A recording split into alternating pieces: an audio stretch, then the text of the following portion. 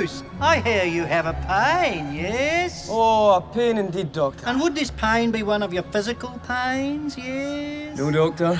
My other kind. Well, the final destination of the pain recovery train is self-help via abstinence, Bruce, eh? Already booked my seat in advance. Super saver all the same. No more cocaine and chips suppers for Bruce, eh? Oh, those items were previously favourites of the detective sergeant. Of course they were. And what of this promotion, eh? A mere formality, I'm sure. Only champions can rewrite history, yes? Yes, I've always believed that it's the winning that's important, not the taking part. Only winners are more attractive to the opposite sex, Bruce, eh? Like our successful friend here, the tapeworm, yes? Who do we trust, Bruce? Why, no one, of course. Not your friends, not your family, not even yourself, Bruce. Especially not yourself, eh? And that's a clip from Filth. I'm delighted to say James McAvoy is here with us in the studio. How you doing, James? I'm really good, thank you. We found a clip that we could play. I know. It took a little bit of needle in a haystack type searching, but you got there. Because I think it's fair to say that, I mean, people know this, obviously, because they know Irvine Welsh and they know Trainspotting and they've read about this film. It's fruity. I'd say it's fruity, it's spicy. It's like a spicy, fruity oatcake biscuit. Okay, so this is actually a more difficult question because obviously every interview starts with the actor explaining the movie. A little bit. So yeah. give us as much as you can about what we are and who you are in Filth. All right. I am Bruce Robertson, who is a very, very, very bad copper. He's very good at manipulating, and he's very good at making himself feel powerful and important and making those around him feel less so. He's abusive, and he's racist and sexist, homophobic, misogynistic and sectarian. It's like the full list. I think that's every tick in every box, isn't He's it? sort of like Blackadder without the Richard Curtis, really, in a lot of ways. Do you know what I mean? He is all of these things. He's a terrible, terrible person, and he is portrayed, I suppose, as a guilty pleasure to begin with. We try to set him up as a very strong, strident, guilty pleasure, and his views are of the worst kind, and we don't share them, but we seem to find it hopefully entertaining being around him expressing them. But I think that would wear thin after about 20, 30 pages, and it did when I was reading it. And I was starting to feel like there needs to be something else, but of course there is something else. And we don't ask you to forgive him, but we do explain why he has these opinions. And really, he's mentally ill, if I'm being frank. And the whole film is a journey through his... And it sounds very depressing, but it's actually, trying to be very funny and entertaining at times as well. But it's a journey through his mental breakdown, really. So the filth of the title Uh-huh. is a reference to what? It's a reference to the fact that he's a member of some would call him the Filth, the police, but he's also... he regards himself as filth.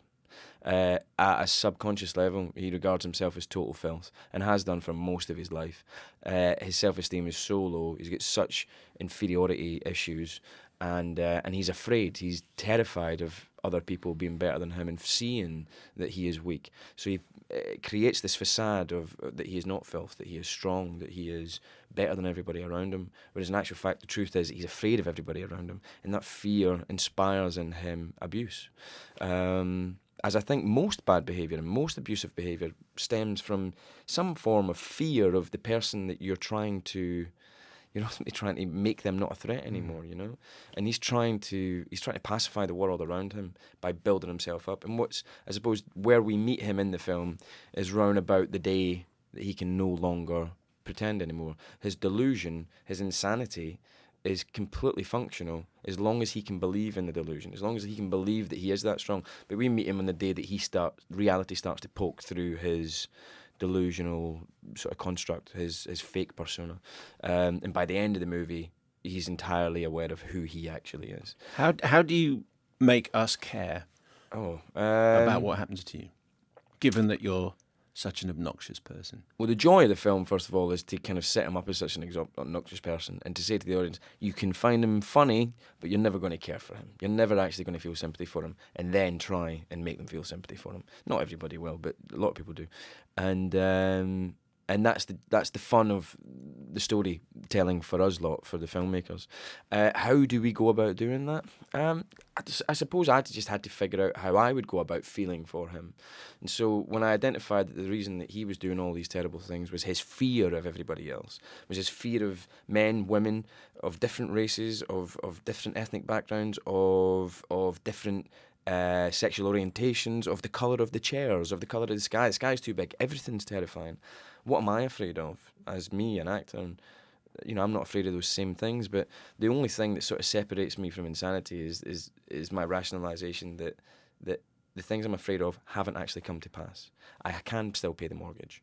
My wife hasn't left me, and I not yet. And I still get work. Those things are all good.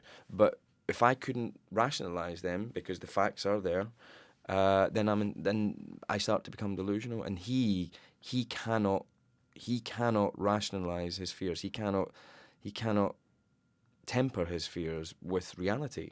Reality saying to him, "You are not filth. You're a worthwhile person. You pay your taxes. You've got a wife and a kid and all that, and you're doing all right." That's not enough for him, because deep-seated in him, he believes he's nothing. He believes he's filth, and that sort of is how I felt for him, because he's actually somebody who's so abusive and horrible and all that, but he's somebody who hates himself, and that's what made me care about him anyway. And hopefully that me caring about him will help transfer into an audience caring about him. I don't like him. Don't get me wrong. I wouldn't want to have a pint with the guy. Was there a moment earlier where you thought you couldn't do it? No, not really. Because you aren't I don't think many people will have read Filth, because this is 1998. Yeah. And thought, James McAvoy, he would be the perfect fit. No, I'd have been 19, I think. But even now, you're youthful. You're a nice person. Even though you've done a lot of tough stuff in movies, but you're.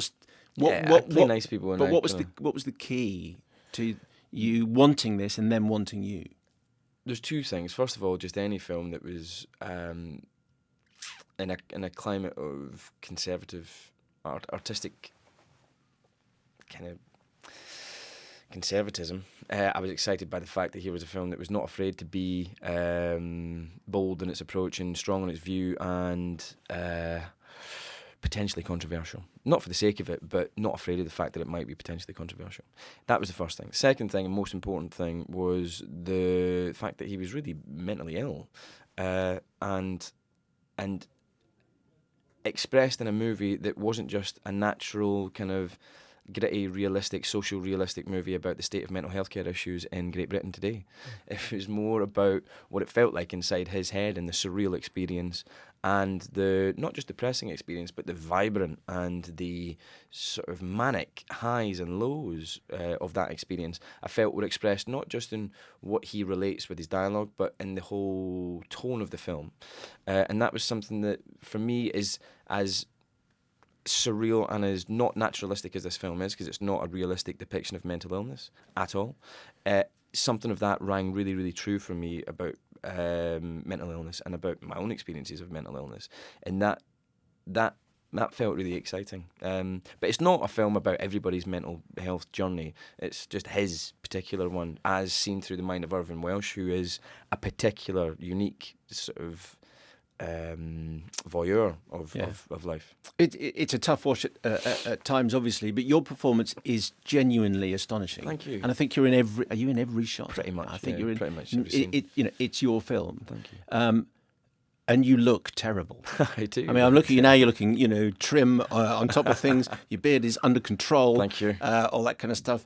But you are wasted. I mean, and did you have to... You are wasted. Well, you are. No, I know what you mean. You are. And when David Morrissey was on many years ago talking about how he became Gordon Brown, he said, part of the deal was he would have a fitness coach afterwards so he could get back to being David Morrissey. He'd eat pasta late at night, pile on the pounds. Obviously, it's a very different role to Gordon Brown. But what did you have to do? How do you approach becoming the... Because you've piled on the weight, we see you with no clothes on, let's be honest, James. We see you with no clothes on. And you're a little bit lardy. I'm a wee bit lardy. You I'm know. carrying a few. I tried to eat a hell of a lot of bad food, basically, which was great fun for about a week, and then it got really annoying. But I carried that on, and then when my wife came with me up to Glasgow where we filmed it, for the first couple of weeks with my wee boy, but they left after a couple of weeks, and I got on the whiskey, if I'm being honest, because it was quite hard to put on all the weight, especially when you're working that many hours a day. You burn it off. So I did put on weight, but not quite as much as I wanted to. So the whiskey helped my face sort of bloat. Can't makeup do that? Don't get me wrong. We had makeup as well, and we had an amazing makeup lady called Neve who was amazing with what she did in my eyes, particularly. She just gave me wrinkles that didn't look like the usual. I felt anyway. It's up to yourself, but I felt they looked a lot better than the usual kind of wrinkle makeup you usually get. She was brilliant, but just to make me that wee bit older. But the whiskey ended up bloating my face in a way that only whiskey can, I think. So I was drinking about half a bottle of whiskey at night. And also that gave me a horrible hangover the next day, which would then... A proper hangover? A proper hangover, yeah. What was really scary is when you start to wake up going, here's my wee hangover, I like that.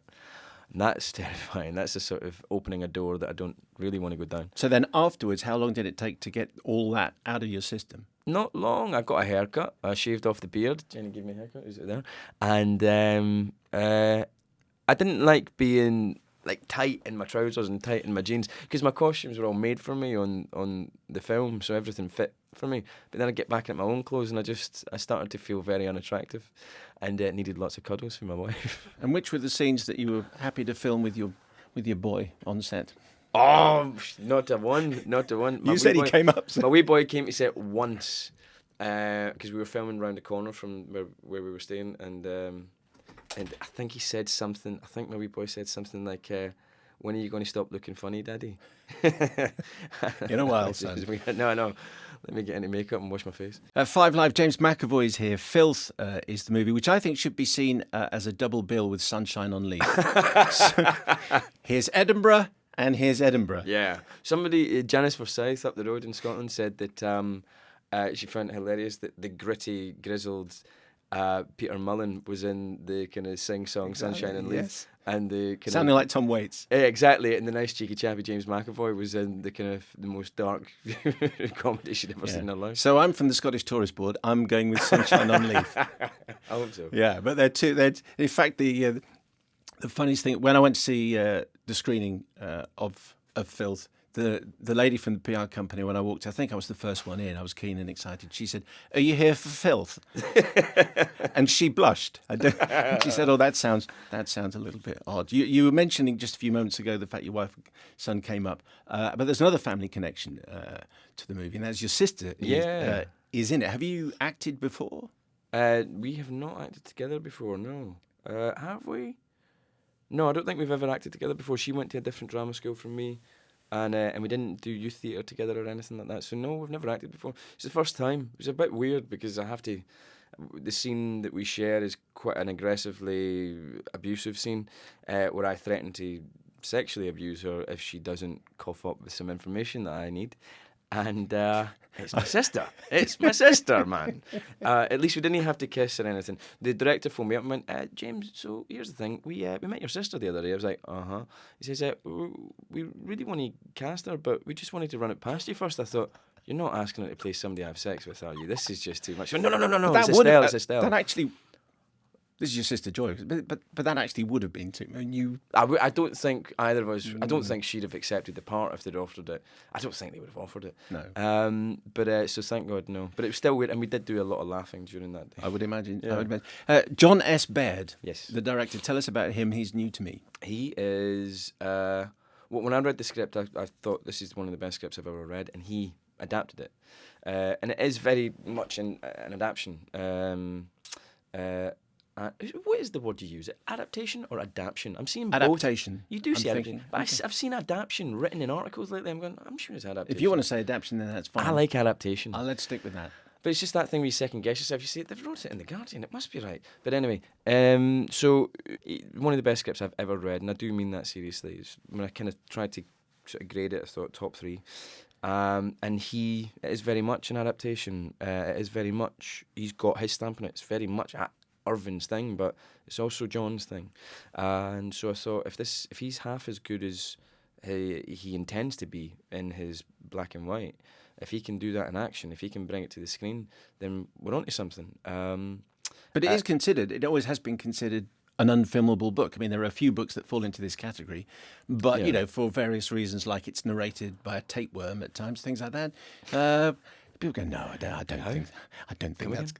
I know. I think that's just testament to John's skill in adapting, because what the book is an incredible book. It's an absolutely harrowing book and a very funny book, but it's a chronicle of this bad man's existence. It's not a story as such.